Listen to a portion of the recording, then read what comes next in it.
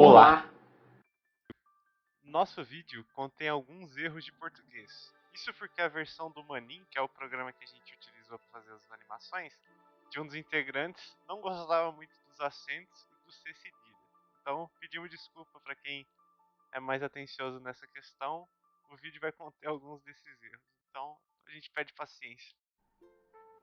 Se em algum momento da sua vida você já se deparou com álgebra linear, você provavelmente escutou falar de espaços vetoriais. Entender espaços vetoriais não é o objetivo central desse vídeo, mas é necessário para entender o restante do vídeo. Assim, vamos explicar um pouco e definir o que é um espaço vetorial. O espaço vetorial ele é uma construção matemática que por si só não diz muita coisa, mas a gente vai tentar facilitar esse conceito. O espaço vetorial ele é formado por duas coisas: os vetores, que pertencem a ele, e o corpo, que vai agir sobre esses vetores. Porém, para essa construção que a gente quer criar ser um espaço vetorial, ela tem que seguir algumas propriedades, algumas regras que vão dizer como que esses vetores podem interagir um com o outro e como o corpo pode interagir com esses vetores. No caso, essa interação, especificamente, a gente fala da adição entre vetores e da multiplicação entre um vetor e um corpo.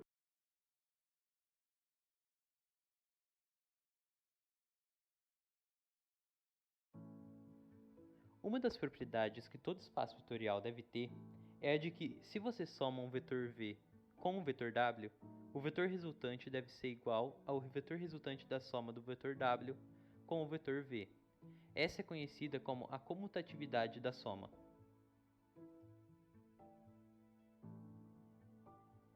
Uma outra propriedade muito parecida com a comutatividade é a de que, se você soma dois vetores, u mais v, e depois soma esse resultado com o vetor w, ele é igual ao que se você tivesse somado o vetor v com o vetor w e depois somasse ele com o vetor u. Isso significa que, quando você vai fazer a soma de dois vetores e somar com o terceiro, não importa a ordem que você fizer essa soma, o resultado sempre será o mesmo. E essa é conhecida como a associatividade da soma. Outra coisa que todo espaço vetorial deve ter é um vetor especial chamado de vetor nulo, que é um vetor que funciona como zero na adição comum, em que, quando você soma esse vetor com qualquer vetor v pertencente a esse espaço vetorial, ele resulta no próprio vetor v. Outra coisa que deve acontecer em todo espaço vetorial é que, para qualquer vetor que a gente escolher desse espaço vetorial, deve existir um outro chamado de inverso aditivo, que, quando somado os dois, eles resultam no vetor nulo que foi comentado anteriormente. Essas foram as 4 propriedades da soma. Outra coisa que todo espaço vetorial deve ter é um escalar pertencente ao corpo sobre o qual o espaço vetorial é criado, chamado de identidade multiplicativa, em que a multiplicação por escalar do vetor por esse escalar é o próprio vetor que está sendo multiplicado. A penúltima propriedade de um espaço vetorial é a associatividade multiplicativa, que diz que você multiplicar dois escalares e depois multiplicar por um vetor é a mesma coisa que você multiplicar um vetor por um dos escalares e depois multiplicar o vetor resultante pelo outro escalar, como aparece na tela.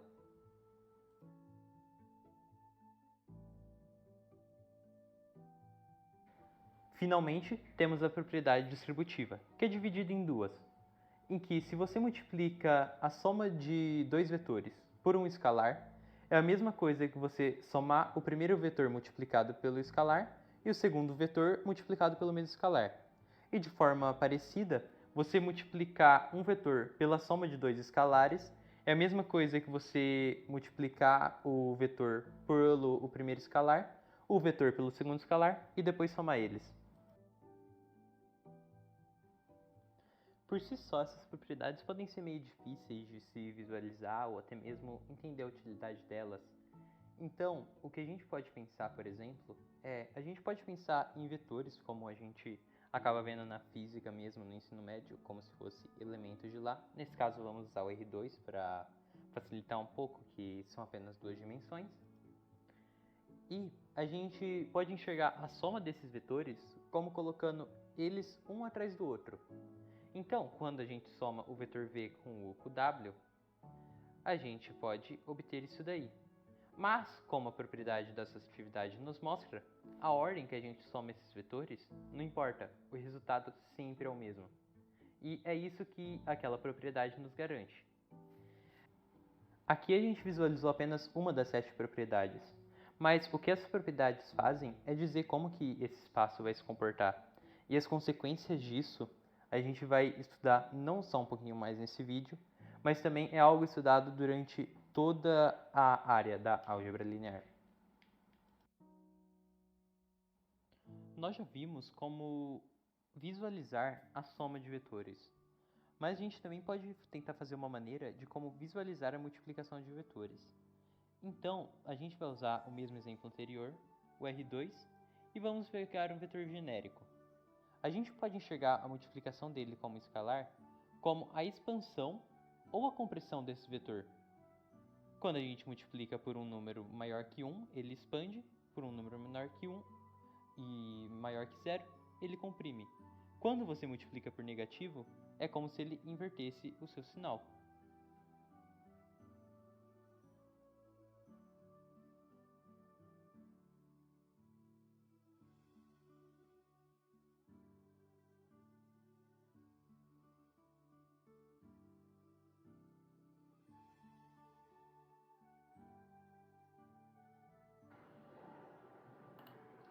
Agora, dando sequência, vamos explicar algumas coisas interessantes sobre espaços vetoriais.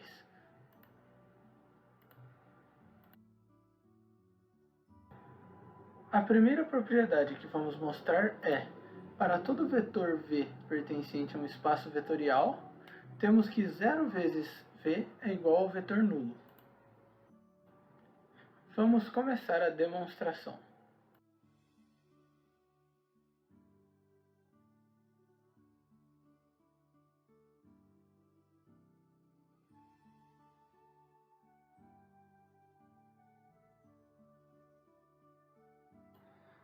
Se v vezes alfa é igual ao vetor nulo, então ou v é o próprio vetor nulo, ou alfa é igual a zero. Faremos a demonstração dessa propriedade por contradição.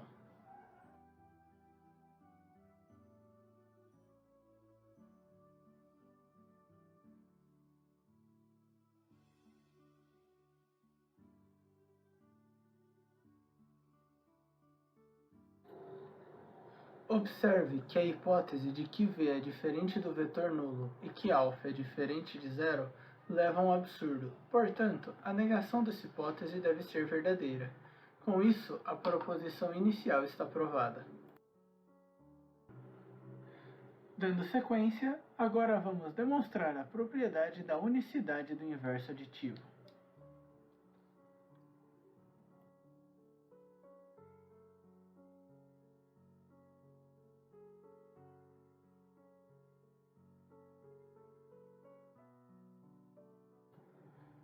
Apesar da extensão da expressão algébrica, note que a conclusão de que menos u é igual a w é bem direta.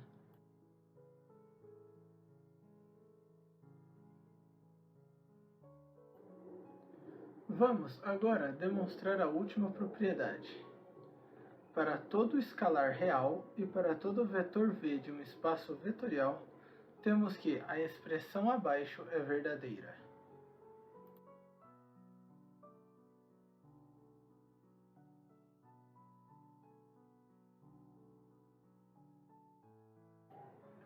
A igualdade é demonstrada de forma análoga para o segundo membro da expressão inicial.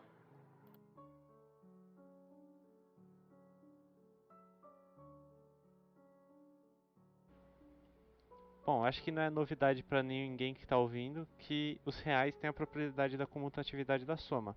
Afinal, acho que você nunca se preocupou em somar 1 mais 2 ou 2 mais 1 nessa ordem. Assim como em uma soma de 3 números reais, eu acho que você não se preocupa muito com os parênteses que você tem que colocar. Então, ele tem a propriedade da associatividade da soma. Também, um outro número que é muito importante é o zero, né? Se você somar o valor real ao zero, vai resultar no próprio valor real. Assim como se você somar o valor, um valor de oposto, né, que é um negativo, ele vai resultar no zero. Então, fica definido que para as 4 propriedades da soma, o R satisfaz. Agora a gente precisa verificar para a multiplicação por escalar real. Mas nesse caso, eu imagino que também não é muito difícil, porque é só a gente pensar que a multiplicação de dois números reais vai resultar em um real. O 1, no caso, seria o nulo. E é isso, assim, praticamente os outros casos da distributividade vão ser só casos de multiplicação por escalar. Afinal, se a gente somar dois valores, que nesse caso estão contidos no espaço vetorial, vai ser um escalar. E o escalar vai ser um valor real também. Então, nesse caso, não tem muita complicação. Agora, vamos tentar generalizar essa ideia para o R2. No caso, a grande questão do R2 são os vetores, que em geral gostamos de interpretar como essa matriz coluna que a gente dispõe. No caso, vamos montar um plano e ver como esses vetores vão se comportar. Por isso, vamos dispor de dois vetores e vamos fazer a soma deles. No caso, a gente já apresentou a comutatividade da soma, que vai ser tomar cada caminho. Como a gente pode ver, esses vetores eles têm uma independência em x e em y. Geralmente você deve ter feito suas somas em ij. E no caso a gente vai interpretar como isso afeta as colunas ali do vetor. Bom, a gente pode perceber que os vetores têm uma certa independência. O v1 e o w1 correspondem a valores em x, enquanto o v2 e o w2 correspondem a valores em y. E isso a gente viu dessa independência. Daí segue que como cada valor é independente e corresponde a valores reais, a gente pode interpretar o R2 como um espaço vetorial, justamente porque ele anda na reta real, em duas retas reais. E isso vai acontecer o mesmo para R3, para R4 e para qualquer Rn. Com a única diferença que no R3 a gente estaria andando em 3 retas reais, no 4 a gente estaria andando em 4 retas reais e no Rn em n retas reais. Como a gente pode ver, um vetor no Rn. E esse vetor do Rn tem n componentes nos vetores, porque a gente pode ver que ele tem n linhas ali, e cada linha tem essa independência sobre cada reta real. Por isso, vamos trabalhar outro caso muito interessante, os polinômios. Suponhamos que nós temos dois polinômios de grau até n. Vamos esboçar um polinômio genérico, com o único cuidado do termo independente ser representado. Em forma matricial, nós teremos que por isso, interpretamos o vetor como as suas componentes associadas a um grau do polinômio, isso é, o A0 está associado ao T0, o A1 está associado ao T1 e por aí vai. Basta nós pensarmos em dois vetores se somando, porque o A0 se associa ao B0, o A1 se associa ao B1 e por aí vai. Né? É só a gente pensar em dois polinômios se somando. Por isso, a gente pode fazer a separação como essas colunas que a gente indicou agora. E é muito interessante, porque a gente vai poder associar uma coisa muito legal do Rn. E essa propriedade é que os polinômios de grau n vão ser muito similares com o Rn mais 1.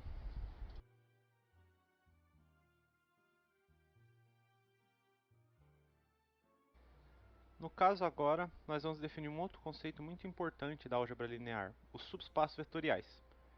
No caso, vamos supor que a gente já tem um espaço vetorial V sobre o corpo dos reais. Então, a gente dirá que W é um subconjunto de V, e esse subconjunto de V só vai ser subespaço se atender a essas duas propriedades que a gente chama de fechado na soma e fechado na multiplicação. No caso dizemos isso porque pela propriedade 1, a gente pode ver que para qualquer vetor pertencente a W, a soma deles vai estar em W, e para qualquer escalar, a multiplicação do vetor pelo escalar ainda vai estar contida em W. No caso, é muito legal dividir essas propriedades, principalmente a do escalar, no caso do escalar ser igual a zero. Isso quer dizer pelas propriedades que a gente viu, que a gente vai querer verificar se o vetor nulo está contido nesse subconjunto que a gente chama de subespaço vetorial. E isso, na verdade, ajuda muito mais para identificar quais esses conjuntos não são subespaços.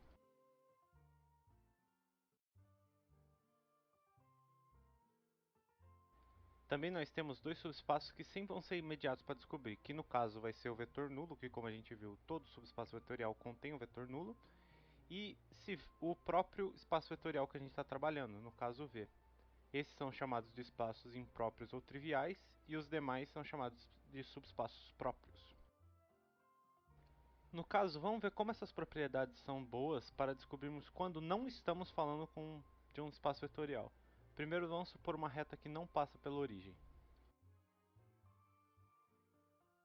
No caso, só pelo fato do vetor nulo não estar contido na reta, isso é, a origem do plano, a gente já poderia matar que isso aí não é um subespaço vetorial. Mas vamos mostrar também que essa reta não vai ser nem fechada na soma, nem na multiplicação por escalar.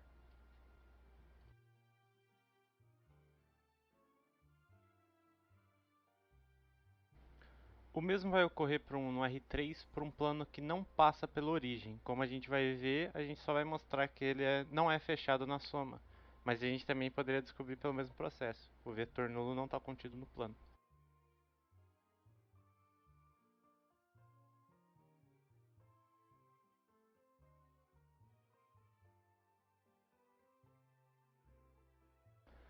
Vamos verificar que a interseção de dois subespaços gera um subespaço. Vamos supor dois subespaços genéricos. No caso, por definição, os dois vão conter o vetor nulo. Como ambos possuem vetor nulo, a interseção vai possuir esse vetor nulo também. Vamos mostrar que ele é fechado na multiplicação por um escalar. No caso, pelo fato de U estar contido na interseção, ele vai estar tanto contido no subespaço vetorial Uzão, quanto no espaço vetorial Wzão. Então, como a gente por hipótese tem que eles são subespaços, a gente pode multiplicar esse U por um escalar que ele ainda vai estar contido nesse subespaço. Como a gente vê ali, αU vai estar contido no Uzão e αU vai estar contido no Wzão. Se ele está contido em um e em outro, então ele vai estar contido na interseção. Então vimos que ele é fechado na multiplicação por escalar. No caso da soma vai ser análogo. Vamos supor que existem dois vetores que estão contidos na interseção.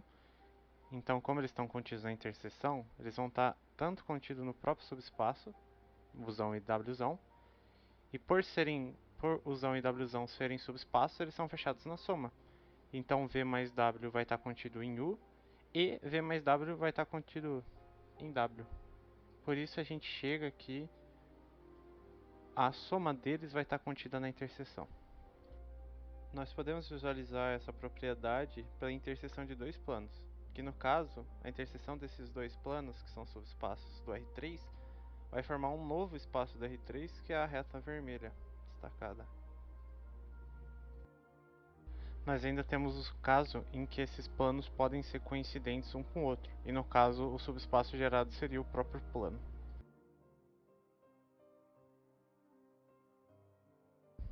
No caso, nós ainda temos a interseção no R3 dos subespaços da reta e de um plano. No caso, na maior parte do tempo, como a gente vai poder ver, a interseção entre esse plano e essa reta vai ser só a origem. Então a interseção deles vai ser só o vetor nulo. Mas a gente também vai ter um caso em que a reta está contida no plano, e nesse caso o subespaço da interseção vai ser a própria reta.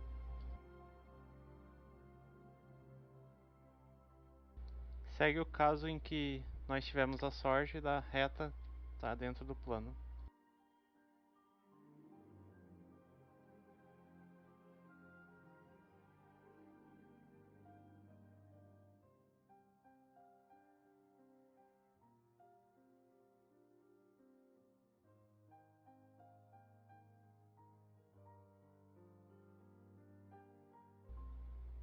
As combinações lineares vão ter a cara de uma equação do tipo disposto no canto inferior direito. E no caso, o que é interessante é que se a gente deixar uma variável fixa e a outra variando livremente, nós veremos que ela vai formar uma reta ou uma linha. E nesse caso é por isso que eles vão receber o nome de combinações lineares. Agora, iremos abordar outro tópico muito importante. Falaremos sobre a soma de subespaços vetoriais. Se U e V são dois subespaços vetoriais de um mesmo espaço, o conjunto, definido como U mais V, é composto pelos elementos que podem ser escritos como a soma de um elemento de U com um elemento de V.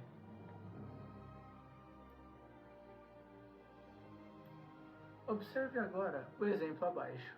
Imagine que os dois vetores de cores diferentes são os vetores diretores de duas retas em R2 distintas.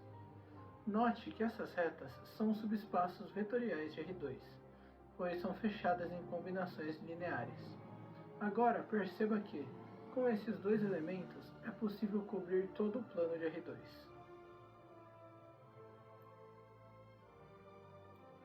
Isso significa que a soma dos subespaços gerados por cada um dos vetores é o próprio R2. Agora, temos a seguinte proposição. Se U e V são subespaços vetoriais de W, então o conjunto U mais V também é subespaço vetorial de W. Uma coisa importante a se perceber é que todo subespaço contém o vetor nulo. Portanto, o subespaço U mais V também conterá. Agora, abaixo, observe a demonstração algébrica de que a soma de dois subespaços também é subespaço vetorial.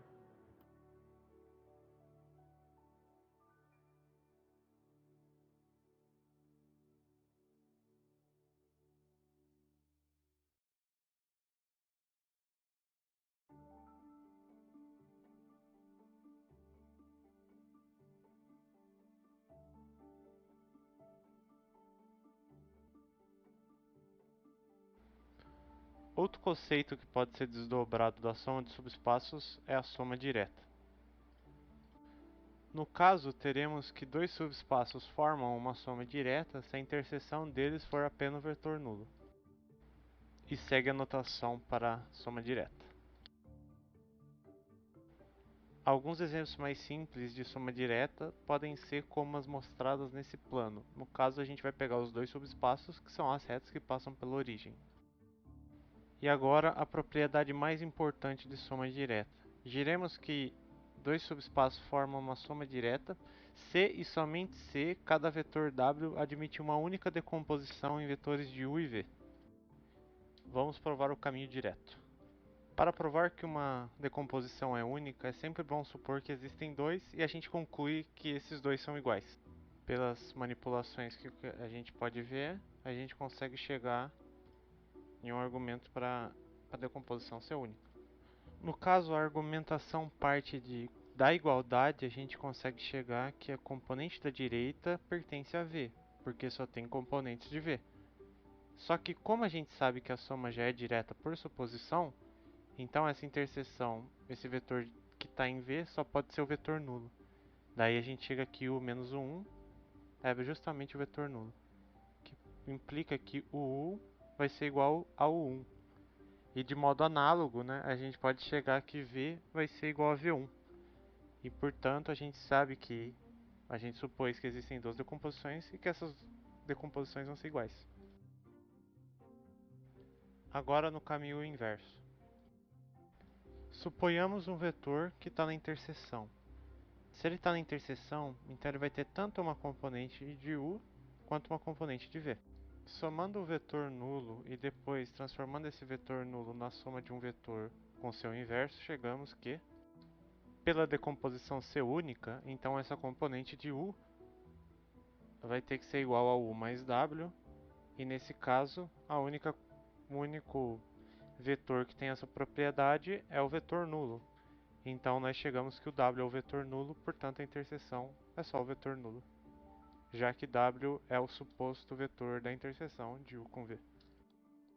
Com tudo isso que a gente acabou de ver, agora a gente vai ver o que acontece quando a gente toma a combinação linear de um conjunto de vetores. Vamos tomar, por exemplo, esse conjunto S. E a gente coloca o conjunto SPAN de S como sendo a combinação linear desses vetores do conjunto, em que a gente define que os coeficientes deles podem ser qualquer real. Eles podem ser todos iguais, podem ser todos diferentes, podem ser todos zeros. E agora a gente vai analisar se isso pode ser considerado um subespaço vetorial. Se a gente toma todos os coeficientes como zero, a gente vai obter o vetor nulo, porque todos os vetores se anulam. Portanto, esse conjunto possui o vetor zero. Além disso, se a gente tomar dois vetores diferentes, o vetor v e o vetor w, a gente pode colocar os coeficientes alfa e beta de v e w em evidência e a gente vai achar um outro real, porque a soma de dois reais gera um real, o que indica que esse conjunto é fechado na soma. O mesmo também vale se a gente multiplicar o vetor v por um alfa, em que todos os seus coeficientes são multiplicados por alfa. Como o alfa é um real, ele continua se mantendo um real, o que continua valendo como um elemento do SPAN de S. E, portanto, ele também é fechado na multiplicação. Agora que a gente já viu que o SPAN de S é um subespaço vetorial, vamos ver o que acontece quando a gente pega um vetor que não está no SPAN de S e joga ele lá dentro para fazer combinação linear também. Então, vamos pegar um vetor qualquer aqui e fazer as suas combinações lineares, tomar seu SPAN. No R2, a gente vai obter uma linha. Porém, caso a gente pegue um vetor fora dessa reta, a gente vai ter um vetor fora desse SPAN. E a gente pode somar ele a todos os outros elementos. Então é como se a gente estivesse deslocando essa reta. Se a gente faz isso para todas as possibilidades, a gente consegue obter praticamente um plano. Se a gente fizer isso para tudo, tomar o SPAN disso daí, a gente vai obter um plano completo. Se a gente fizer essa mesma ideia para o R3 dessa vez, pegando dois vetores que o seu SPAN gere um plano e pegando um vetor fora desse SPAN, a gente consegue deslocar o plano. Se a gente decompor o vetor que a gente está deslocando ele em dimensão, a gente pode ver que parte dele está dentro do plano, uma das componentes, mas a outra está fora. E essa componente que está deslocando o plano. Se a gente fizer esse deslocamento para todos os valores possíveis da combinação linear, a gente, como pode ver no vídeo, vamos gerar o R3 inteiro. E é isso que acontece quando você adiciona um vetor de fora a um SPAN que gera um plano.